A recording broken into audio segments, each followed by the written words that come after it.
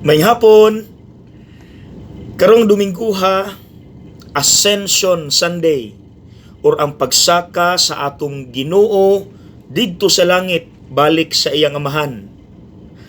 Abi ninyo mga igsoon, na ay rason nganong ang atong Ginoo nagpakita gyud nga naghinay-hinay siyag saka sa langit. Kabalo mo ngano? Kay aron ang mga apostoles muhangad sa langit. Importante kay na mga igsoon. Kay sa ilang kasinatian, gibiyaan na sila sa Dios, no, physically. Pero sa dihang gasigi sila ampo, gahangad sa langit, didto sa maong kwarto, sa upper room, mikunsad ang Espiritu Santo. Wala gyud na makak ang Ginoo.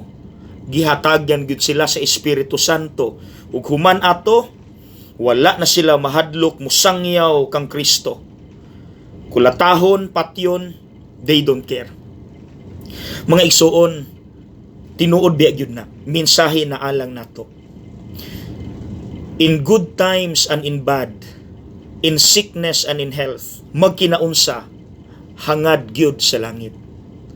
Kung naay mga problema o mga pagsulay, hangad sa langit o pagampo.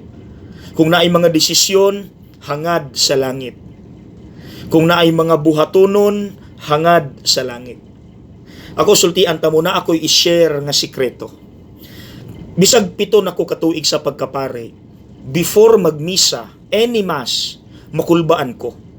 Ngano makulbaan ko kay basin dili unya nako mahatag ang sakto nga mensahe, ang wali, kay basin unyag dili unya sila malangit. Basin hinuon ang mga tao maimpyerno tungod nako. Maunang sa pagkanta gani sa Alleluia, pagtindog na nako padulong sa pagbasa sa ebanghelyo, na ako ihunghong nga pagampo. Hangad gid ko sa langit, mayon ko, fire, Holy Spirit, fire. Ug abi ninyo, tinuod ba gyud ang giingon sa ebanghelyo karon. Kay pagsugod na kog wali, pamati nako, dili na ako ang nagistorya. Holy Spirit pinaagin ako. Fire.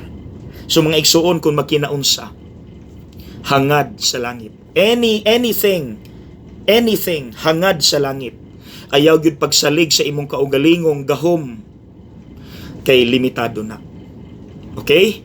Hangad sa langit, ug tagaan ka sa Espiritu Santo aron mahimo kang isog o kusgan. Okay? God bless.